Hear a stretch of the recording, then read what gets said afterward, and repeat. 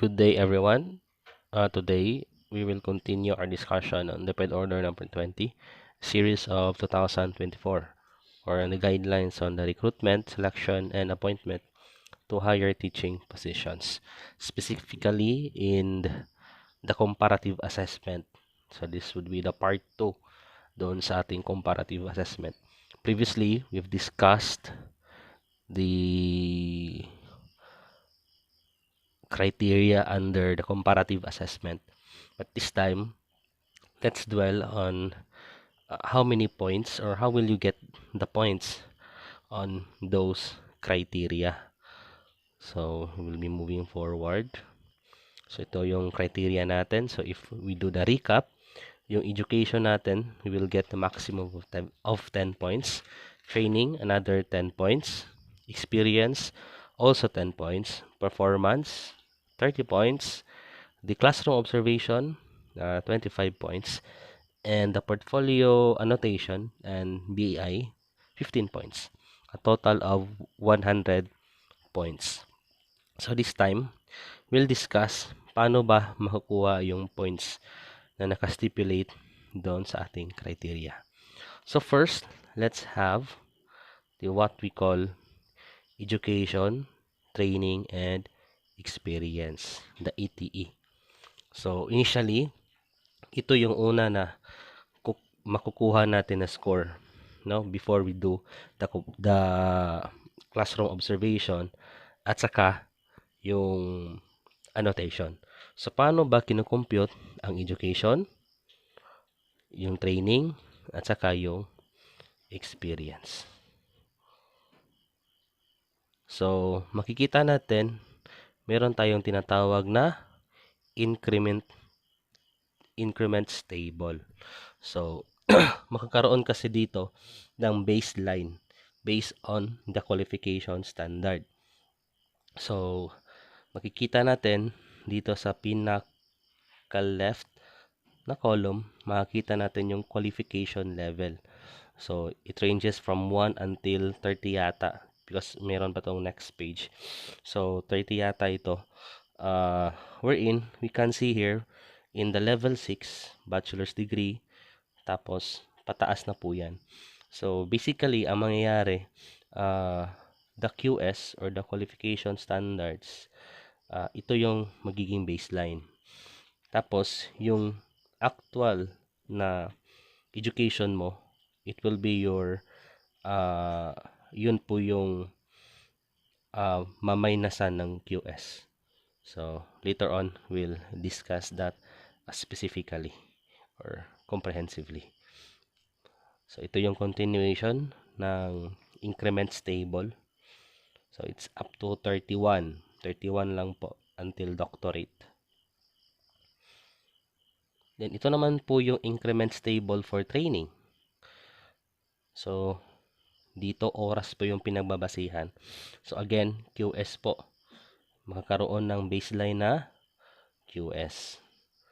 So, yung QS natin. So, it depends kung ano yung QS ng every position. Sa kabila naman, ito yung increments table ng experience. Experience po natin is yung cumulative dito is in every 6 months, no? Dito naman sa kabila, sa training, in every 8 hours. Ito yung progression. So, this is level 31 din, tulad ng education. Paano ba magkukompute? So, bigyan natin ng example. Ito is based on the PED order number 20 ha. Hindi ito gawa-gawa ni Sir Renz. So, tingnan natin sa example. Yung vacant position na pinost is Master Teacher 1 ng senior high school. Academic track and core subjects. So, again, tingnan natin ang QS.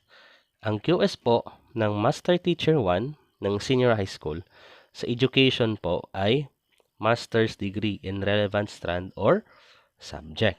So, kailangan nakatapos ng master's degree in relevant strand or subject. Ibig sabihin po dito, pag yung applicant ay hindi master's degree, ulitin ko po, yung applicant, pag hindi master's degree, ay, nako, DQ po. Okay? Disqualified po agad. So, that is for the senior high school. For elementary and junior high school, sa pagkakaalam ko, required dito is only bachelor's. So, let's just wait for the final QS kasi mas sure po tayo pag meron ng final na QS. So, education muna. Okay? So, tapos training. Ano bang kailangan sa training dito? Training, kailangan na may 12 hours na training sa area specialization, subject area. Tapos, sa experience, kailangan ng 4 hours ng relevant teaching or industry work experience.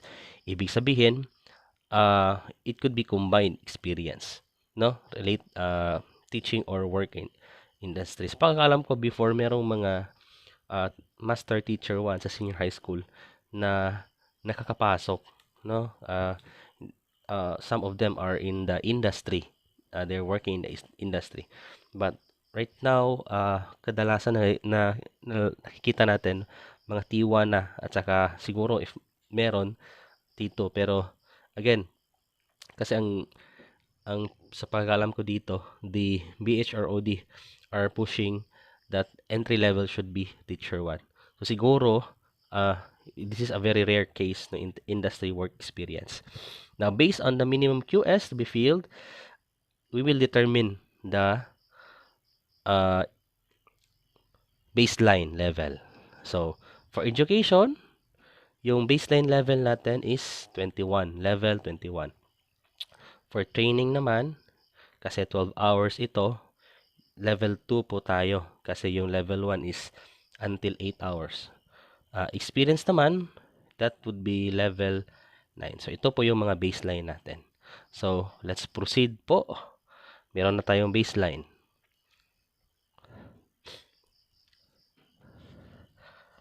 So, for the purpose of determining the baseline level, any professional or specialization units as may be required in addition to any non-education degree shall be considered equivalent to bachelor's degree. So, sa mga nagtatanong po doon sa mga unit earner, yung hindi talaga education tapos kumuha lang ng units, hindi po ibig sabihin na it will be added in your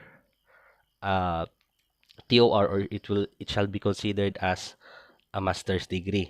Kailangan po talaga mag-take po kayo ng master's degree. Hindi po 'yon mako-consider bilang master's degree. Additional professional and specialization units, ito po, taken to earn the equivalent education degree like B.Ed or B.Sed shall not correspond to units towards the completion to a master's degree. So again po, ang highlight po natin dito is master's degree. So for example, you are major in science tapos kumuha po kayo ng additional units in mathematics, it will not be added or it shall not be considered as a point or points for this one. So kailangan po talaga yung master's degree na relevant sa iyong specialization. Or for the B.Ed, majority dito is yung mga MAED na supervision. So after determining the baseline level, yung HRMPSB shall compute the increments of the applicant's actual qualifications based on the submitted documentary requirement. Increment shall refer to the difference between the actual qualification level and to the corresponding level of the minimum baseline QS requirement. Only qualifications that are relevant to the position to be filled which exceed the minimum baseline requirement of the position shall be given points. Again, only relevant. Ulitin ko po, only relevant. So, let's proceed to the computation. Okay, so dito po, meron tayong applicant A. Si applicant A ay graduate ng BSED. Tapos, nakapagtapos na ng Masters of Science in Statistics. Tapos, meron siyang 12 units. 12 units for a doctoral degree in statistics. Therefore, since tapos na siyang mag-masters, qualified na po siya sa position. Okay? So, titingnan natin, saan ba dito sa increment. So, sa ating example, yung 12 units for a doctoral degree ay this is equivalent to 25 sa table. Minus dito sa 21, which is the qualification level, ang increment po dito ay 4. So, kasi 4, dahil 4 ito, dito sa table natin, pag may 4 to 5 increment, yung score po na makukuha ni applicant na may 12 units in doctoral degree for Master Teacher 1 in senior high school, ang kanyang makukuha is only 4 points. Tingnan natin yung table, paano nakuha yung 25 at saka yung 21. Ito po yon mula sa table ng education. So, makikita natin, this is the QS. QS ng position ng Master Teacher 1 sa senior high school. Tapos, ito yung actual qualification. So, kasi 12 units yung nakuha ni applicant A. So, 25 minus 21. For example, kung nakakuha siya ng 24 units, kung nakakuha siya ng 24 units, it could be 29. So, 29 minus 21. Now, that would be 8 increment. Or for example, nakatapos siya ng car. So, that would be 30 minus 21. That is 9 increment. Then, we have also the number of point. Sige, ito po yun sa education. So, let's move forward. Doon naman tayo sa training. So, sa training, ni applicant A, meron siyang 24 hours training on curriculum contextualization or localization. May 24 hours siya sa financial literacy at saka 40 hours on national training on trainers on grade 11 science and mathematics. Okay, so sa tatlong training na ito, ang na-credit lang po is yung 24 hours dito sa unahan at saka yung 40 hours. Hindi kasali itong financial literacy kasi po hindi po to relevant. So therefore, 24 at saka 40 ang total obtain ni applicant is only 64 hours po. So ilan ba tong 64 hours? So, yung 64 hours is on level 9 sa table. Remember that the qualification standards or the QS level for the position, it only requires 12. 12 ata yon. Kasi 2. So, kailangan ng 12. Therefore, 9, na which is the actual qualification minus the QS, meron tayong 7 na increment. So, magkano ba tong 7 na increment sa training? Ang 7 na increment sa training ay 6 points. 6 to 7 ay 6 points. So, kung kaya't, yung 64 hours is kulang na kulang. No? Kulang na kulang kung gusto mong makakuha ng 10 points. Baka may magtanong, sir, magkano ba talaga para makakuha ng 10 points? So, in training, this is for teacher 1 until master teacher, no? Make sure that the difference ng QS ninyo, yung qualification na inyong a-applyan, at saka yung actual nyo, would total to 80 hours. Make sure po na 80 hours po yung difference. Kasi po, pag hindi po 80 hours yung difference, it would be lesser than 10 points. So, make sure po ha, na 80 hours.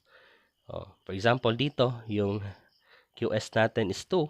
If only applicant A was able to have 88 hours of training, which is 12. So, 12 minus 2 is equal to 10 sana. What is 88 minus 8? 88 minus 8 is 80 hours. Therefore, sa mga applicants natin from Teacher 1 until Master Teacher 5, dapat po yung difference ng QS at saka yung actual minus the QS, kailangan lumagpas or equal to 80 hours. That would be on training. Next, let's move forward to the experience. Si Teacher A po or si applicant A po is teacher from Barangka National High School from June 1, 2016 to present. Again, only experience relevant to the position na kanyang ina-applyan ang pwede. In case of applicant A, relevant experience from June 1, 2016 to present is 5 years and 1 month. So, using the table, the corresponding level of applicant A is 5 years and 1 month. So, that is level 11. So, yung QS naman is level 9. Therefore, mayroon lamang 2 increment. So, tingnan natin sa table.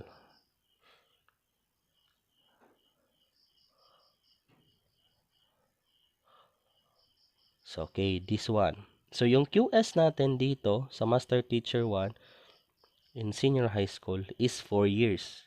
Kailangan ng 4 years na teacher. So, that's level 9. Tapos, si teacher natin is 5 years and 1 month. So, papasok siya dito sa 11 bilang actual qualification. So, that would be 11 minus 9 equals 2. So, 2 dito, 2 to 3 increments. Therefore, yung points niya is only 2. Only 2 lang po yung makukuha niya sa kanyang 5 years na experience. So, that would be on experience. So, in summary, ito po yung summary natin. So, yung qualification nandito. Tapos, ito yung kanyang qualification, actual qualification ni applicant. So, sa education, may 12 units in doctoral. Sa training, may 64 hours. Sa experience, may 5 years. 5 years and 1 month. So, magkano yung score? Dito sa education, kasi meron lamang siyang, magkano ba yung points niya kanina? 4 points. Increment niya kanina. So, yung increment niya kanina is around 4 or 5 yata. 4. Nandito pala. 4 increment. Dahil may 4 increment, therefore, dito siya, 4 points.